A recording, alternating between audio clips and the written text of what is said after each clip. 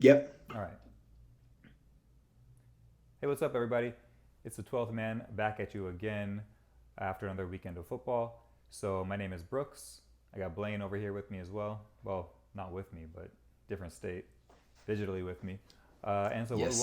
wanted to kick this off with was probably the game that everyone watched. Man U, Ronaldo coming back home. Did you watch it, Blaine? Absolutely. There's like where I am, the game was at 8 o'clock, and there's like I think, dude, most of the Premier League games were at 8 o'clock. Everything was at 8 o'clock. I was, Like yeah, Man City, too much. Arsenal, Yeah. yeah, everyone played at 8 o'clock.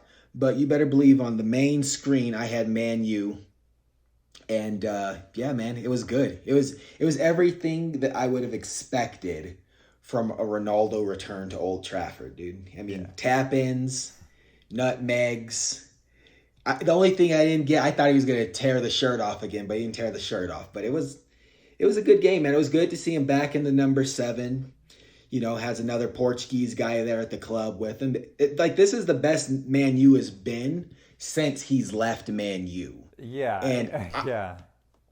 and I don't know if that correlates with him coming back, but like, Bruno Fernandes, Paul Pogba, both of the outside backs, Varane's now playing center back, Harry Maguire, De Gea, like from front to back, this squad, I think I don't know if we've said it, but they're definitely contending for all of the major trophies in Europe this season.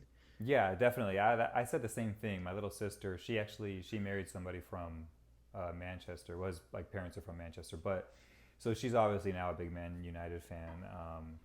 And so it was interesting. She, wrote me during the game, and you wrote. I think everybody wrote during the game, but I was like, yeah, I'm watching this. I chose that over Arsenal. Chose it over everything. I think that most of the world did, but I told her the same thing. I'm like, this is the best I've seen Man U play in over 10 years. Like, I mean, and I don't mean to be disrespectful because they won the league less than 10 years ago with Sir Alex Ferguson, but I just the way that they played was so good. Like everything flowed well. They played as a team. They looked confident. It just, yeah, like you said, Varane played amazing. It was great to see him finally play. Um, Yeah, Everybody looked good, especially though, obviously Ronaldo. He looked amazing. A nice tap in, and then Luke Shaw running the field right there, laying it off to Ronaldo on the left yeah. side. Ronaldo putting it through the keeper's legs. It was a really, I mean, here's the thing: they played amazing. They looked amazing, and I don't want to take anything away from the opposition or from how United. Newcastle. What did you say?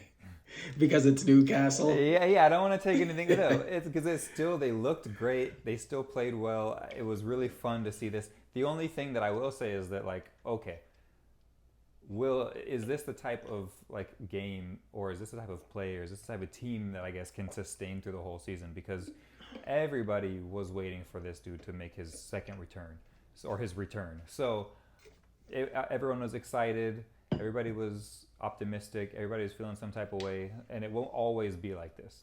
So, I mean, it would be great to see this kind of football week in and week out from United. I don't know if it will last every single week, every single competition, every single tournament, but nonetheless, that was the best I've seen them play in years and years and years. Um, and again, it was you knew it was going to happen. Even Ronaldo was like, "Yeah, I mean, expected one goal, but two kind of surprised me." But it Yeah. was really good to see that. It just brought me back, to like when I was younger, watching him play. He didn't, light it up like he did in terms of trickery and step overs and just all out pace. But he played the Ronaldo game. That first one was a tap in. That second goal though Yep. was amazing. Yeah, at nutmeg. Well, dude, to hack on to what you're saying, yeah, not every game will be like that. Newcastle, I respect Newcastle, but they aren't to the same pedigree. And I mean, you could tell that Newcastle were afraid. Like if you look at the Bruno Fernandez goal, I'm Yeah, being serious, man. If you look at the Bruno Fernandez goal, so Pogba gets the ball, no one even tries to close him down. He looks over his left. Oh, there's my mate. Gives Bruno the ball. Bruno stands on the ball, looks around both ways like he's crossing the street. No one touches him. He rolls the ball forward to give it momentum and then runs into it to kick it off. yeah, way Like too much he had time. enough space to roll. Like this is like when you do the set piece and like the one guy like rolls it forward, and then like so you can kick it better. He did it for himself before he took the shot. I'm like, how does two like arguably two, we won't say the two best, but like everyone on the team is good, but how do you give them that much space to do that? Like it looked like a practice shot on a dummy goalkeeper. And I mean, that being said, I mean, Ronaldo probably could have had more goals if he was a little bit more patient. For kind of allow it, Jesse Lingard. Oh, that goal was the best goal of the game. That was amazing. Your boy was really putting on a show. I was happy to see that. He needed that. I think that was his first Man U goal in over a year, right? Over a year, yeah. Because I guess he was at West Ham, but yeah, it's been more than a year, more than a season. Yeah, I think it. Yeah. So yeah, good for him. That was amazing. That whole team. It was just fun to watch. I don't know. I mean, I didn't pay attention. I don't think much of the world paid attention to anything else really on Saturday, but. That being said, City did win. Arsenal finally scored a goal and won. Yeah. And yeah, I mean, it was just, other than that, I think that game I watched, and then I don't know, I was just kind of like, it was just a weird feeling to see that. It felt good. So I'm happy that he's back. I don't think you answered your own question when you asked me if he would score more than 20 goals. I don't think you answered that. It was a couple weeks ago. I mean, he's at 2 right now after 1, and I don't know how many. Was that the 4th game of the season? Yeah. So that puts us at 34 games. If he scores at least 1 goal a season for the rest of the season, if he plays in them, yeah, he'll get over 20. Yeah, I'll get over 20 for sure. I still don't know if he'll be the leading goal scorer, but this kind of like, I guess it kind of leads into the one of the topics that you and I were talking about pre-podcast was about all-out number 9s. I don't know if you want to ask that question now or later, but let's pose the question. Pose the question. Pose it. Okay, so if you're listening on the podcast, just hit us up on social and let us know. If you're on YouTube, get down in the comments. Let us know.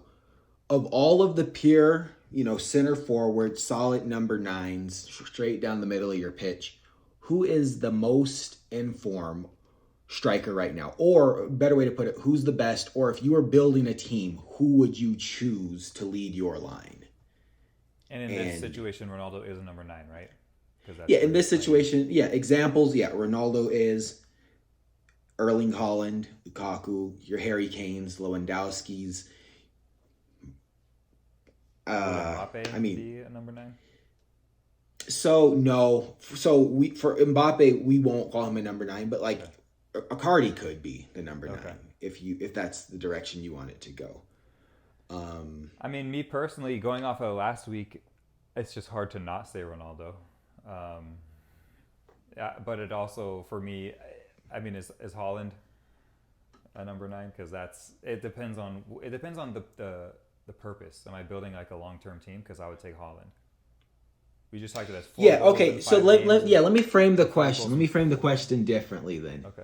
So your objective, you are, let's just say, I mean, to make this more realistic, let's just say you took over at, let's just say Newcastle. Let's say they got some injection money, right? Yeah. They got some injection money. They know they're going to be able to spend about 200 euros or let's just say 200 pounds every year on transfers for the next 5 years. That's some state bottom, 200 million? Probably from the Middle East.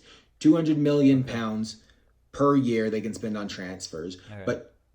But the first 3 transfers they give you are free. They say you got to buy a striker at any cost and 2 other signings of any cost.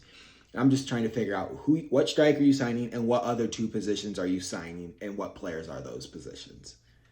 Yeah, that's interesting. I mean, if it is Newcastle, no offense, you kind of need a whole new. You need a lot.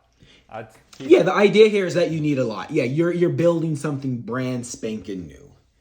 Yeah, with zero potential at the moment. Okay. Yeah, you would definitely want to get. Objective is to win trophies. Okay.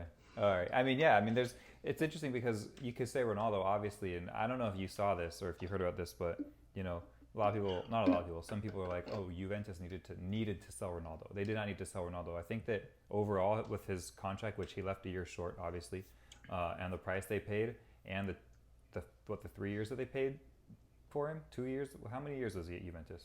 3? I have at least 2018, right? 2 jerseys. Okay. So they're saying that it overall was like 350 million that it cost them, but they made that back after they made that back and more after season number 1. Okay. So that's obviously jersey sales is a big part of that. A huge part of that is social media. Ronaldo brought with him like I can't remember the number. It was something crazy, like in the tens of millions of followers.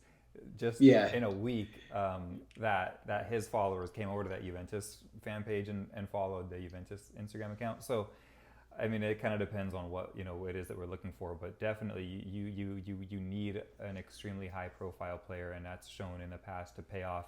Specifically now, PSG is doing the same thing with Messi. They were like, the president was like, I think people will be pretty amazed with how quickly we'll pay off, or how easily we'll be able to make this money back as far as his wages go.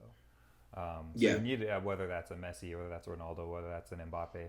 I don't know that Haaland is that guy yet, just because he just doesn't have the kind of pull that a Ronaldo, a Messi, and I think currently an Mbappe has. But I would probably, if it was a striker only, I would say I'm not getting Lewandowski. He's definitely not who I would go for, although he's amazing. I'd probably have to say Ronaldo, because he can do it in England already.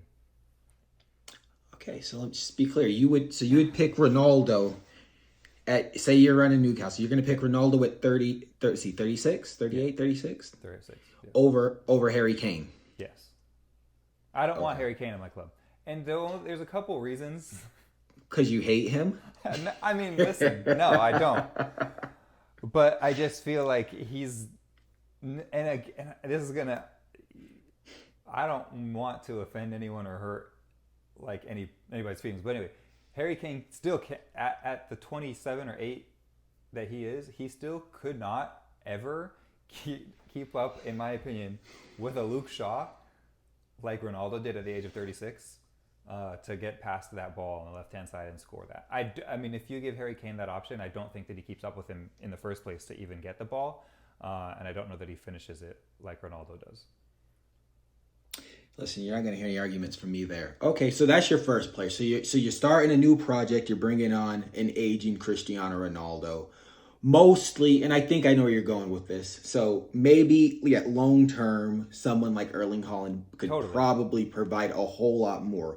But more. In terms of building a club, okay, I have Ronaldo. It now becomes tremendously easier to recruit. Totally. Who doesn't want to play with Ronaldo? Yeah. And in the short term, he's definitely still going to get you goals for the next at least 2 seasons. I would say even 3. I would say we could see... I mean, he's definitely in better shape than Ibra. Yeah, that's facts too. Not definitely. Ibra's in great shape, but like Ronaldo is younger, and obviously he's in better shape. But I think he's got at least 2, maybe 3 years where he can still be... The good thing about Ronaldo is that we've seen him evolve his game. He'll adapt. Yes, he's definitely smarter about how he plays with his body now and the game that he plays. So I just think it's hard to argue that you wouldn't pick if you're asking me for a striker. I think it's hard to argue right now not taking a Ronaldo. It's definitely I mean, considering that let's say the only 2 things that you would probably care to have your striker do: score goals and put butts in seats. Yes, and sell jerseys and score goals. That's why my second one, I mean, that's why I would really choose, if I was actually doing this, like if I was in the front office, I would be buying Haaland. There would be no question. It wouldn't be Ronaldo. It's just that I think that Ronaldo still has the edge of filling more seats and selling more jerseys. But I do think that long term, I would, no question. If the terms were different, if they're like you're building this team long term, it would be Erling Haaland, no question. Yeah, but I guess also the thing to keep in consideration is like Erling Haaland, with the exception of Messi, and even that broke down over the summer, most players don't stay at one club for their entire life. Yeah. Like they'll do a stint one place and then they'll at least go to another club. Yeah. And then in majority of situations that most players play at least at 3 clubs like during the prime, like during like their upcoming, then like their prime, and then like their last big contract, they'll go one other place because typically it's hard to get the respect. Yeah, that's you know, say like you're at Man's. Yeah, exactly. Yeah, yeah, he's at his third. Griezmann, Aguero, like everyone, Suarez, it's almost a blueprint. Like if you have an agent, they're like, okay, this is where you're going to develop. This is where you're going to play from like 25 to 28 or 30. Yeah. And this is where you're going to go for your last big deal. And then after that, you kind of fade into black or into obscurity or whatever. So, I mean, so if it were me and I was doing it, I mean, so I thought about this. I was thinking like maybe like someone like a Karim Benzema would be worth it because he's also strong. He has like, I feel like you also need like someone that has like the mentality to like kill. Ronaldo has it. Yeah. Lewandowski has it. Rom has it. Benzema has it. I don't know. I think Ronaldo has it far more than any of those other players that you mentioned. Well, I'm still picking Ronaldo too, though. Like, I'm just for the sake of argument, there's other people, but I'm picking Ronaldo. Yeah, I think that who might have it. I mean, I think I've said this before. I think that Haaland almost reminds me more of like almost an Ibra because he's just like it's just like unreal how I don't know physically built he is, fast he is. I don't know. Like I think that we were talking about the FIFA cards, right? And one thing that a lot of Ronaldo fans I see this on Instagram all the time. It's like they'll put two cards up. Like let's say they have a Messi card and a Ronaldo card, and then they'll highlight the physical part. And I think that, you know, Messi's physical is somewhere I don't even know 60s or something, and Ronaldo. Yeah, there was actually a debate about that on Twitter this morning about Messi's physical stat. Well, so here's the thing, right? Like the difference is like I feel, you know, when these posts go up from like massive Ronaldo fans, they're like circling. It's like it's always him with no shirt on. It's always him with like they're like highlighting his abs or like the bulging muscles in his legs. I'm like, dude, that's not physicality. That's physique. That's not what this is based off of. Like, while Ronaldo is one of the most fit players out there, even you look at him in the shirt, like he's not a Lukaku, he's not a Haaland, he's not even an Ibra. He's just not physical. He doesn't play a physical game. He's never played a physical game. He's definitely got one of the best like physical bodies Physiques out there. He keeps himself in shape better than probably anyone out there, but he's not physical. Yeah. Yeah, physical is completely different. You don't need to have the physique of Ronaldo to be a physical player. Exactly, yeah. Best physical out there right now got to be up top. Has got to be Lukaku. Oh yeah, he's bodying defenders week in and week out, embarrassing defenders. I mean, just his goal over the weekend was a complete embarrassment. Defender. Oh, it was a Man U player, Transibi or Transe. I don't know how you say his name. He's Man U kid playing for now I forgot who they played. Aston Villa. But whatever. Anyway, so moving on. So two other players, right? So you got Ronaldo up top. Now you're building the rest of the club. Now you got to pick two other players to start off. So I was thinking about this. So for me, for my second player, dude, I'm going with Joshua Kimmich from Bayern Munich. Oh my gosh. You hate him too? I don't hate him. Dude, for me, like, I feel like, I guess, I guess if I'm thinking, no, he's good. Yeah, I'm sticking with it. Kimmich, I'm sticking with it. I'm going with Kimmich, man, because he can play. I feel like he's like the kind of player where he can play anywhere in the park.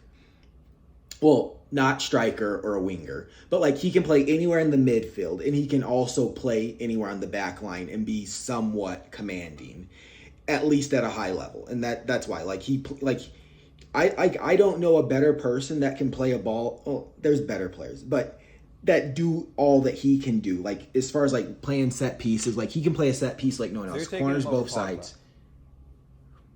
Because you're also describing Pogba at the moment. Ooh. Oh, you're so disrespectful. I changed my answer. Well, so the thing with Pogba, especially now with Ronaldo there, again, I don't know how long this will last. I don't know if this is a one-time thing or a one-month thing or a one-season thing, but he's obviously amazing. We talked about him before Ronaldo got there, but since Ronaldo got there, again, it's one game, but he's looked even better than he's looked this whole season. What is he at? 7 assists for the season? At least He looks really, really good. This is one of his best seasons I've ever seen him. 3. Yeah. Pogba's the bomb. I would take Pogba. Okay, I mean, really, what Man United is building right now, because they also have probably one of the best defenders in the game too. They got I'm Ronaldo talking about for top. They have Pogba pulling the strings in the middle, and they have Varane right there in the back. So I don't know that they'll win a trophy, but they're going to be top 3 of every, I think, competition that they go out in if they can keep this up. What'd you say? Yeah, well, I was gonna say but like even like look at like Luke Shaw, man. Like 2 seasons ago, Luke Shaw. Yeah, you were like, get rid of this. Who's guy. Luke Shaw? Yeah. Like these days, like I'm like I don't know. He might be like top 3 left backs in the world, and I'm not a Man U fan, but Luke Shaw is that good. Top 3 in the work? There's Bro, a lot Luke of Shaw out there. Luke Shaw is good. Talk about a physical player. Luke Shaw's a physical player. He can pass the ball, he can shoot the ball, and he's almost as fast as Alphonso Davies. Yesterday surprised me. Dude, he did that for England all summer. He was doing that for England all summer. He's not as fast as Alphonso Davies. But, he's not, but almost, dude. He like Luke Shaw. So I was watching something. He's like, I mean, so there's like, you think fast players, you think like Alphonso Davies, Kylian Mbappe, but like guys right behind them are like guys like Luke Shaw and Kyle Walker. Like those 2 guys, like I mean, for the record, I think Luke Shaw and Kyle Walker could be brothers. Like they share, like they have the same mom and different fathers. Like both bald-headed, broad British guys that make questionable decisions from time to time, but they are fast. Like make no mistake, those guys are fast. Walker is faster than Shaw though. Probably, but not by much. Like I'm telling you, Shaw is like Premier League. He's probably a top 5, like top 5. Also, in today's game, you have to be fast for a left back or a right back. Oh yeah. The description is fast so you can recover, because we also need you to play an attacking role as well. So you need to be able to recover. It's almost like attacking is first, and then defense is like, we're going to need you to get back, by the way, to play defense as well. Yeah, dude. I don't know who runs more than outside backs in the modern game. Yeah, and that was a sad thing to see Hector Bellerin at such a young age with that injury come to such a kind of a halt in his career, because he was one of the fastest in the league. Then he got that injury. He kind of never recovered his form. Now he's been loaned out, but I still love that guy. He's still cool. Yeah. Is he doing good? Is he doing good over there? He's not as fast. He's fast. He's not. He's fast. He's not Luke Shaw fast though. He's not Alphonso Davies, and like all of these guys, like Hakimi for PSG, like all of these guys are like insane. It's like crazy. Yeah, like you typically, like for most teams, I would venture to say the fastest players are usually outside backs. Either left or right back are typically the fastest guy, followed by either the striker or the winger. Yeah, I don't really. To me, it's more surprising how quickly they can recover and not be winded. Because speed is one thing. I'm like, cool, like I'm fast or whatever. But being able to then go again and then again and again, like for 90 minutes. Bro, it's an art, dude. So I know, and I don't know if I mentioned on the podcast, but for my club team, I play left back, sometimes right back. I have the best endurance of anyone on the team, and multiple guys on my team like make it a point to say, man, like I don't know how, like you do it. Like I'm in the box, I'm box to box, I'm setting guys up, and then I'm getting back to defend, or in most cases, just put my body in the way and take a yellow card like at the end of the game, but like that, all that to say, like I feel like I cover like anywhere between 7 to 10 miles every week that I play, when like I feel like the average guy is like putting in like 4 to 6. The last time that one of the last times I played, which I think we've talked about this, it's been a while, but I had the Apple Watch in my pants. Because you can't wear it. Yeah, you can't wear it. And I just wanted to see how many miles I was running, so I think it was around like 5. But as a left back, you would definitely run more than that. You learn to love it, dude. You learn to love it. I could. Running up, yeah, it's I don't mind it, dude. I look forward to it. But okay, well let's move on. Last player. Okay, so Pogba's the second player, Ronaldo's the first player. Who's the third player? You're trying to build success for the next 5 years. Probably Van Dijk. Okay. All right, so you're going straight down the middle of the field. I don't know. Maybe even what's his name, Marquinhos, because he can get up there too. I mean, so yeah, I don't know. I guess Van Dijk. It's just like the modern game, man. You have to be able to come up, and if you're a big center back, you've got to have an offensive ability to get up there and head some balls in too. It's just I don't know. Marquinhos, Brazilians can do it. Brazilians, I feel like every Brazilian was raised to be a striker, and then when they're like 15. 16, 17, like, okay, we're gonna need you to like maybe move back a bit. Yeah, it's probably like whoever, like they all had like crazy scoring stats, and it's like, okay, whoever had the worst, which is still like a very good stat. It's like, okay, you got to play center back, man. That's how it happened to like Ederson. Ederson, he was a striker, I think, or at least played up top, and then they were like, oh, like we actually think you'd be a pretty good keeper. It's like, okay, Neymar scored 100 out of 100 shots, and you only scored 95, so we're going to need you to get in the goal. Yeah. And if it came down to it, we know you could score the goal too, so don't worry. Yeah. Yeah. Well, dude, and I've thought about this too. It's like, if you had like a decent keeper, but you have two incredible center backs, you're always going to put that keeper in a position where he doesn't have to make any ridiculous saves. Like, they might shoot a ball from distance straight to him, or where he can see it long enough to get to it, but they're never getting in that box to like expose him. So it's like, and I feel like this is kind of like what we were saying offline. It's like, if you play in a club that's like well suited, like you always have room for like one passenger. And, like, you just need to decide who that passenger is going to be. Like, the passenger, not in Barcelona's case, as you shouted out, because Braithwaite is a passenger. But, like, other teams that, like, make... Like, for example, Timo Werner for RB Leipzig 2 seasons ago, or whenever he was there, scored a ton of goals. It's starting to look like he might have been the passenger that they catered to for him to score all those goals. Other teams, great center backs... Their goalkeepers might not be good, and their goalkeepers come out with all these clean sheets and look like they're amazing, phenomenal goalkeepers, but they might be passengers because Southampton had Virgil van Dijk and Ichiro. What's his name? Ichiro? I forget the guy's name. The Japanese center back. Where? It's not Ichiro. At Southampton. Years ago. Yeah, like mid 2010s. Okay. Anyway, like when like Sadio Mane was there. Yeah, because I went to the game. They played Chelsea, and Chelsea scored one goal. Southampton beat Chelsea 3-0 or 3-1. They scored one goal, and it was a set piece from Willian. It was amazing. But they had Van Dijk. Mane was there too. He scored against us. Van Dijk and this other Japanese center back, and it was just like their goalkeeper wasn't great, but they had two amazing center backs, both captains. Like, both of them could be... Like, Van Dijk wasn't the captain of Southampton, but this Japanese guy was the Southampton captain at the time. All that to say, they made their goalkeeper look great because he rarely had to do anything, and he only got exposed on free kicks because there was nothing they could do to save him, you know? That's interesting. Actually, I think... Was that the time Jose Font was there, too? Probably, was that a Mauricio Pochettino team?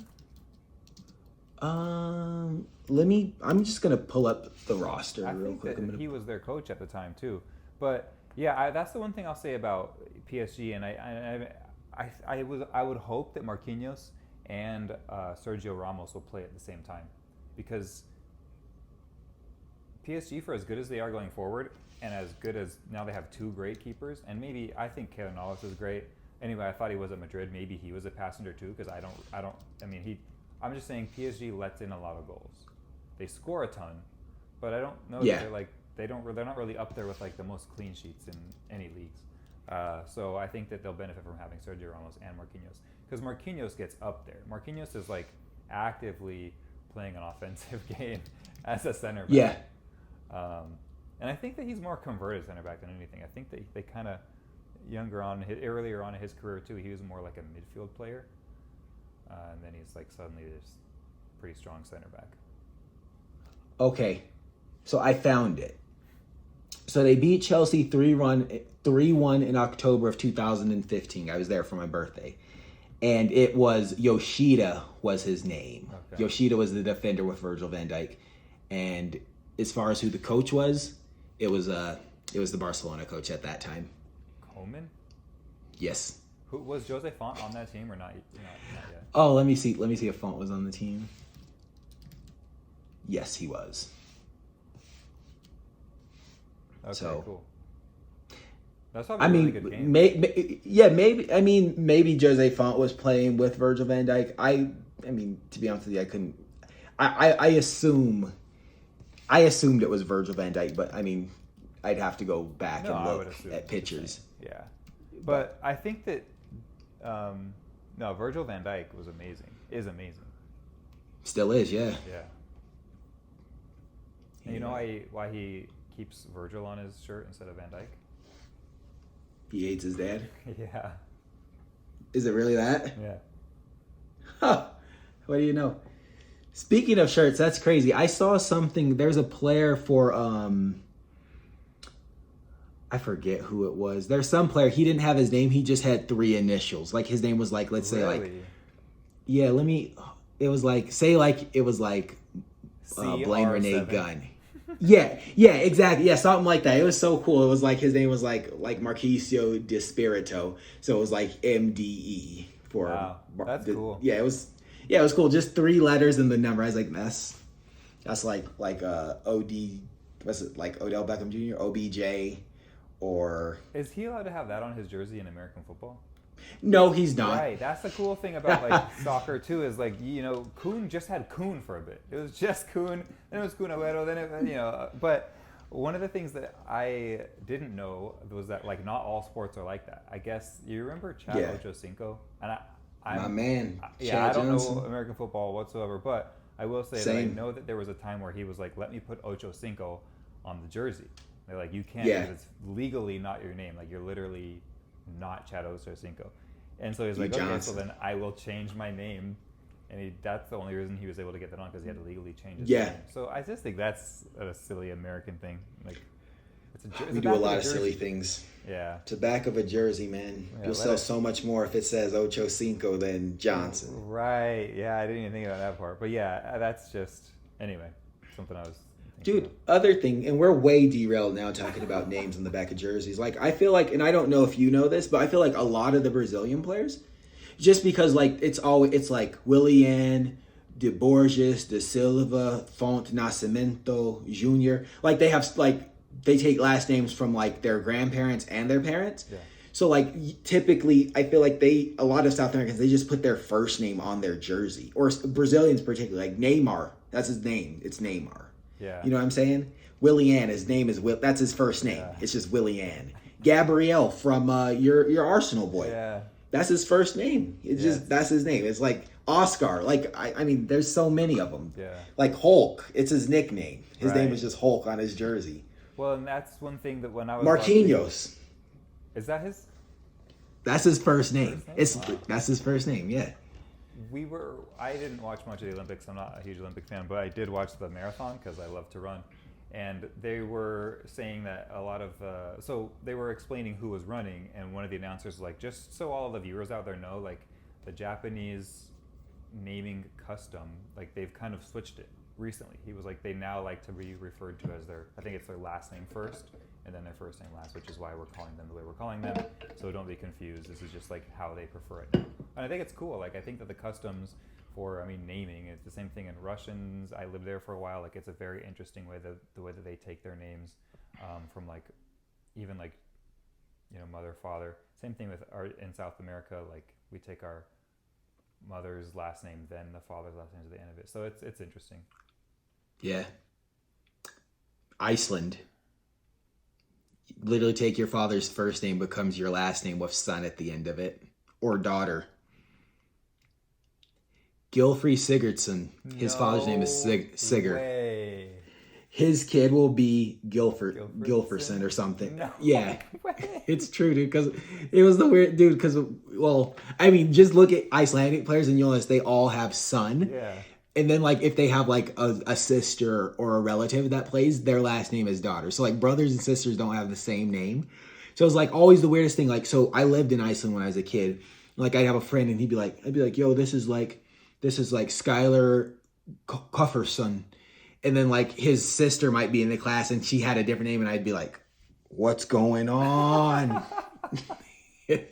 Like at 5 I couldn't understand it. And Can't like comprehend that. I could like it wouldn't compute, but then it's like, oh yeah, like not everyone does things the way we do in America. So That's it's like so quit being narrow minded. funny. Yeah. Oh my gosh, that's so funny. I didn't know that. I had no Guilty idea. son. That's just like, that's crazy. I didn't know that. Yeah. That's cool. Okay. Yeah, I love that. Yeah. Yeah, we're way off. We're way off. So let's get this thing back on the rails. Yeah, I mean, the one thing that I wanted to talk about, we brought him up a couple of weeks ago, Edson Odward for Crystal Palace. Crystal Palace CP. finally got a win. Will Whew. Zaha scored a penalty kick. He looked amazing. Your boy Conor Gallagher, who's on loan from Chelsea, unbelievable. I was like, Chef's kiss. what is he doing not playing for Chelsea? Why is he not there? Oh, yeah, Dude that's was the question running we the all show, asked after we saw him in the pre-league, yeah, or the preseason. He was that good. Was he? I don't know why we let him go. Yeah, I mean, it's only a loan, but still, he was coming back on defense, tracking back. He was creating chances. He was doing everything. So, but yeah, I mean, that was a really fun game to watch. And Edson Odward came on, made his debut, came on for Benteke. Literally his first touch, he scores. showed him how it's done. 4 minutes later, he scores again. So Zaha and Odward had a couple goal or scored, which was awesome to see them get their first win. First win for Patrick Vieira. Really nice. Shout out to the skipper. Yeah, that was a good game. But Conor Yeah, Gallagher, goodness sakes. I still can't. Yeah. I just kept thinking about it. Like, what is he doing out on loan right now? Yeah, no, dude. That's what happens when you got the PFA player or the UEFA player of the year and UEFA midfielder of the year both playing in your midfield. Well, let me just say this. I remember. I hope you're not going to say what I'm thinking you're saying. Okay, it's not good. Well, I think it was 2 years ago it was a season ago, I guess. So Thomas Partey, he's now playing for Arsenal. There was a little rumor before he came to Arsenal that actually Jorginho was going to come to Arsenal and Chelsea was going to buy Partey. And you were like, I'm really hoping this happens. And I'm like, I'm really hoping this doesn't happen because I didn't rate Jorginho at the time. I think that in the last year, maybe 2 years, like Jorginho has really become an incredible player. Before that, I was like, this is just not impressive to me. Yeah. But it's in the last year or so, I've been like, dude, this guy is on fire in everything he does, both with Chelsea and with Italy. Jorginho's the guy that, like, when he's in the game, it's hard for you to appreciate what he does. But when he's not in the game, you realize what he did. Or what he didn't do. Like, so he came on for Chelsea at halftime, and it was night and day. We went from being a shambolic. Do you know? The guy that we signed, Saul, from Atletico. Interesting. Okay. Yeah, so we started Saul. He looked out of place. I thought that was an odd signing to begin with, but maybe it'll surprise me. I mean, it's a loan, but like what I was hoping you didn't say is why would we go out and sign Saul Conor Gallagher, when we got Gallagher balling off in South London? Yeah, so that's the alarming part. The good part is he'll be back, but yeah, Jorginho, he's definitely a baller. You just like the things that he does, or just the way he's able to control the game and not be like other guys. Like get the ball, they're sporadic, they'll pass the ball, make a bad pass. He'll never make a bad pass. Like they're like, oh, he's only making like short passes. All his passes are back. No, he gets assists. He puts balls forward. But I mean, I'm not gonna I don't have to say. We don't have to say anything about him. He won UEFA Player of the Year. He won UEFA Player of the Year for a reason. Yeah, and I'm just saying I was really that season. I was like watching him, thinking, "Geez, I really wish we would have taken him." And Chelsea took him. No, I mean I really love Partey. He's been hurt, whatever, but I think that he can if finally after a season under his belt, hopefully his injuries are out of the way, that he can become the guy that we all fell in love with him at Atletico. But Jorginho, even with Italy is when I really grew that appreciation for him. Watching him with the Italian team over the summer, him and Verratti in the midfield were like, that was unbelievable. That kind of felt like I'm getting chills thinking about it. Yeah. Oh man, it was good. But anyway, that was that you guys have a great midfield, but I think that you should keep on to Conor Gallagher. I really hope that they don't pull a typical Chelsea and sell the young kid, only to buy him back for $90 million in a few years. Yeah, for real. Speaking of, Tammy Abraham had a really great game.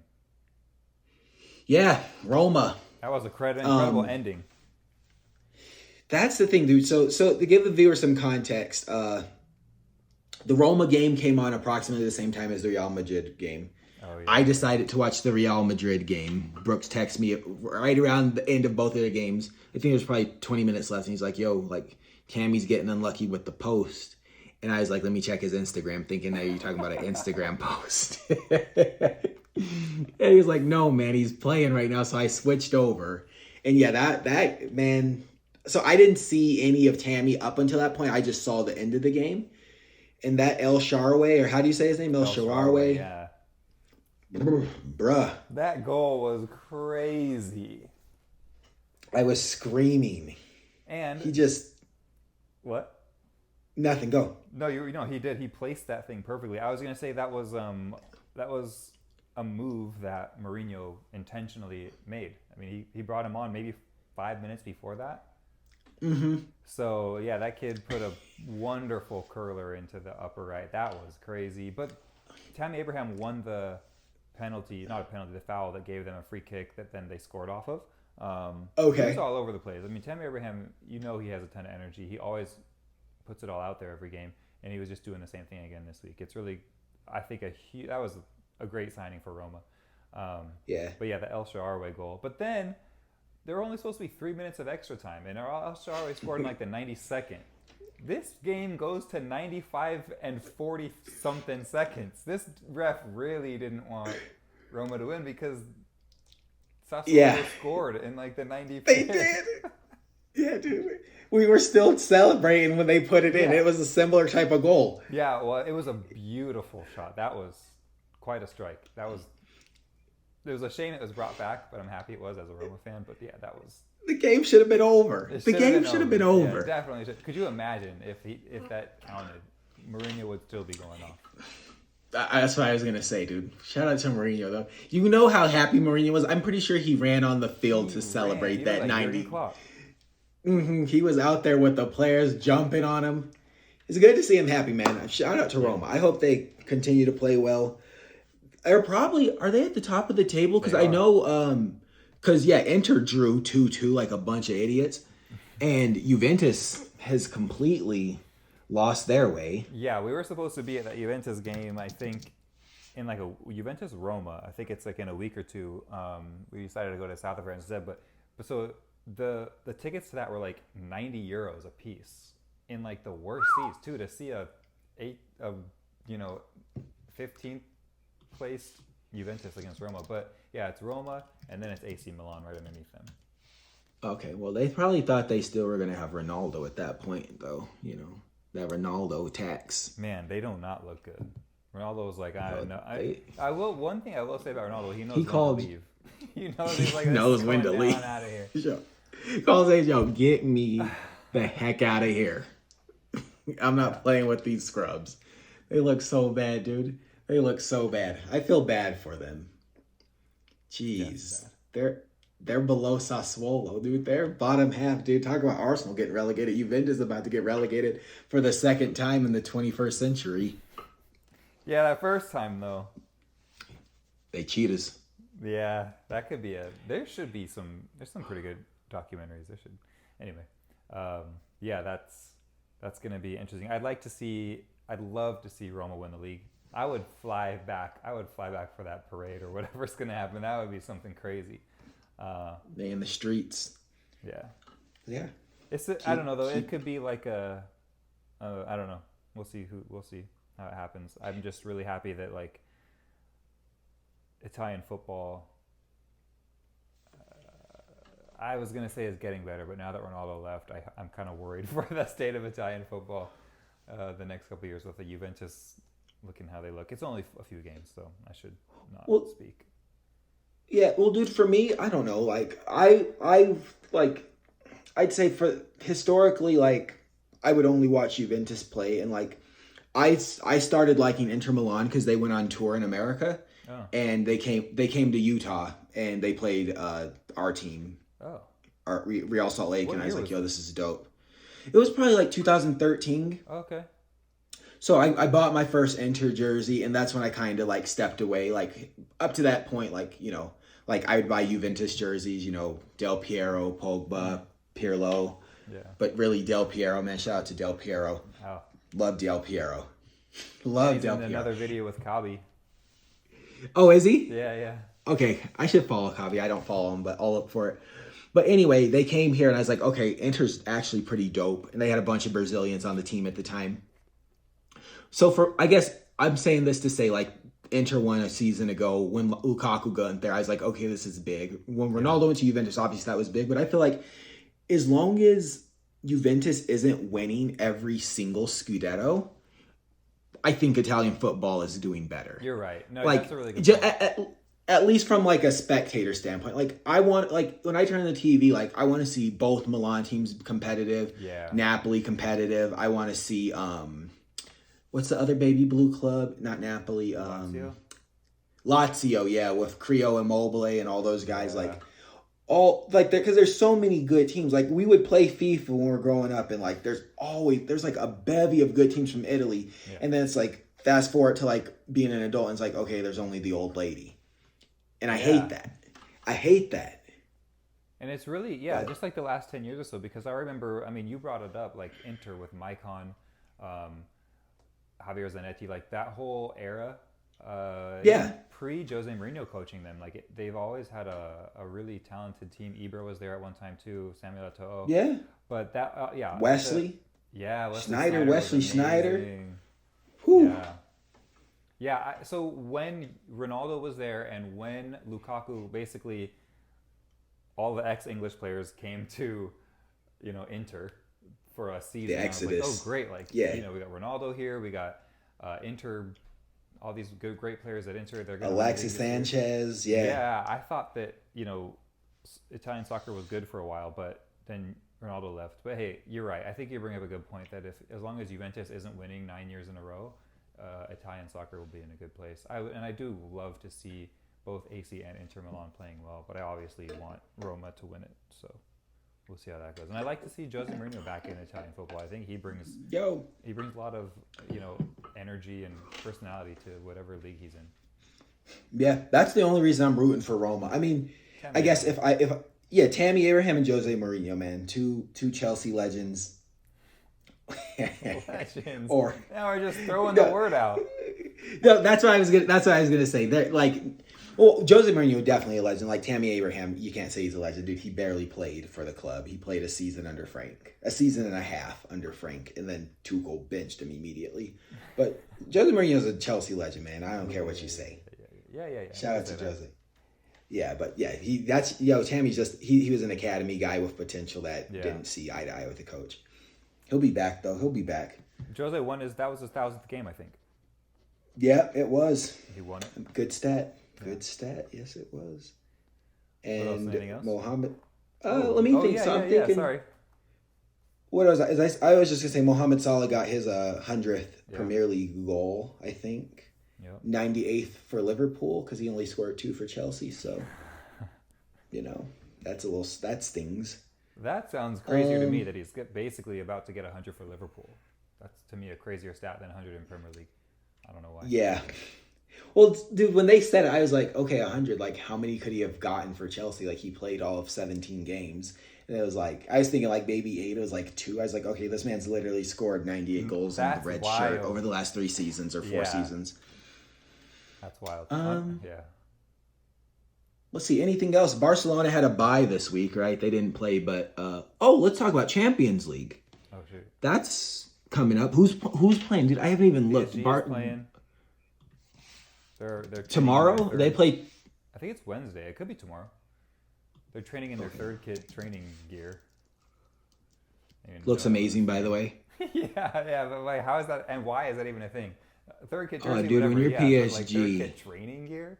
Goodness. yeah, dude. Chelsea got a some third kit training range this season too. I have It a all friend- looks, dude. So I have a friend who's Scottish, and he played in like the Scottish Premier League years and years ago, and so we talked football quite a bit. And I remember he was telling me, man, like when we would come out on the pitch, we would have literally our jersey and our shorts on. These dudes are coming out like changing 4 times before they even get to the field. Like it's pretty crazy how everything has changed and evolved in the last 20 seasons. Well, dude, that's the thing. So it barely dawned on me. So like, they have the anthem jackets, right? And I didn't realize they're called anthem jackets because they only wear them Literally. for the national anthems of their countries. And then it's that's zipped it. off and it's off. Yeah. You got like they got different jackets for after the game. They got different jackets for the warm up. And if you're sitting on the bench, they got a different jacket for that. And if you're on the it's bench, you don't summer, even get an fall, anthem jacket. Yeah. It's crazy. There's so much money goes into these things. And I was watching a video on that, like how and why, for example, like how and why Nike got the Liverpool contract over New Balance, who even still had the upper leg. It's crazy. It's crazy the amount of money and like pull that these clothing companies have. Yeah. And at the end of the day, it costs them whether or not they sell through all their anthem jackets, like they're making the money anyway. It's like the anthem jacket, it's like polyester and a zipper for $90 or $120. Hey, I've bought with at least with a logo. 2. Oh yeah, dude, I I've bought some. So I got anthem jackets. I buy them every year. Yeah, I buy the Chelsea anthem jacket and home every season, man. Could do a video on anthem jackets. All right, man. Let's talk about the Champions League real quick before we go. So, at least I'm looking at the schedule right now. The only game, like the big games in terms of like actual competition, you got Bayern Munich versus Barcelona tomorrow. And then I feel like what's turning into kind of like a household classic for Champions League is Inter Milan and Real Madrid. I feel like they meet so frequently in the Champions League recently. But yeah. And then so another one I think is like coming into another like sort of a rivalry is Man City and PSG because they're in the same group. yeah. Yep, they'll play. That's actually going to be no, it's not going to be a tough group. RB Leipzig sucks this season. No, it's gonna last be, season yeah, it would have gonna- been competitive. Yeah, it's going to be Last them season it coming would out. Yeah. And then like some fun games, like you got Man U playing Young Boys from Switzerland, so that should be fun if they play their starters. Chelsea's in at St. Petersburg. PSG Club Bruges, that should be a bruiser if they play their starters. What's up with Messi? Is he He was training. why didn't Okay, so I forgot. Like, you remember how we, like 2 weeks ago, we were like, yeah, Messi's finally going to play. Well, we didn't realize that they had an international friendly the day before that ended like Friday in France. It was like Thursday in South America. But yeah, him and Neymar and everyone else that played for the South American? Yeah, they just needed that rest time. So still no debut for Messi. Well, no real starting debut. Yeah, he didn't start. Yeah. So fingers crossed on Wednesday because he was, I guess, been resting since Thursday, Is that Friday. a home game? Or is it an away game? I think it's away. At this to be rate, honest. his first home game might actually be when I'm there. Oh, that's amazing. Let's hope so. He'll definitely play before then. But the tickets aren't for sale yet. So I'm still keeping my eye out for those. Beautiful. Just get me a jersey when you get there, dude, because those things are sold out. I hope they'll be ready by the time we're there. I will be so sad if I spend a whole month and a half there and I don't even the jersey still aren't even in stock yet. You better believe I'm checking that Champs-Élysées store every day. Yeah, dude, it's so like how do you not it's so sad. Like Chelsea, like they sold out of their match jerseys or their vapor ones, whatever. They just barely got back stock today. Like I've been checking for the home jersey every single day. and they just literally, it's in my cart. I haven't checked out yet, and because I was gonna see if like other Nike retailers got like their jerseys, whether it's like the match one or the replica. PSG home kit gone. What about the away? Like, Did you find a away one for PSG yet? Well, I got the away one, Yeah, but it was I the didn't. replica. Oh, yeah, dude, it's gone, dude. They're all gone, dude. There's right now. You can't. A man cannot buy a PSG jersey. It's not for sale. They are not for sale. Children. They are gone. Okay. All right. Children. All right. That's fine. Yeah. Anyway. Cool. Well, dude, that probably wraps us up then for this episode right here. I mean, I guess let's just make one prediction and then roll out. Barcelona or Bayern Munich, who's winning? Which of the FCBs is going to win? Football club, Bayern or Barca? Who's winning tomorrow? Just the game, the match tomorrow. I don't. Wait, they're playing each other? Tomorrow, 3:00 Eastern time. Barcelona plays Bayern Munich. Yeah, I don't think Barca's winning. I don't think that's going to happen. I would like them to, but I think that Bayern Munich is winning. I think you're right. Yeah. I think you're right, dude. I think you're definitely right. I'll Barcelona's still not watch winning it, that game. but I don't think. Oh, I'm watching it. Yeah, I don't think they have a chance of winning that game. Cool. Memphis scores. Lewandowski gets a hat trick. I don't know. Like it's. Yeah, dude. Yeah, just Bayern Munich's too strong right now. So good. They're just too. Second in the league. They're too strong. But though. Second in the league, but not for nothing, dude. I mean, they'll like. I'm not. Yeah, it's 3 games, no one should be 4 games worried. in. Yeah. No. Yeah, it's a long season, dude. Their depth. We're not going to talk about Bayern Munich. They're fine. Their depth is unreal. So anyway, all right. Thanks, guys. We everyone hanging out with us. It's 12th Man Podcast, and we'll catch you next week. Peace.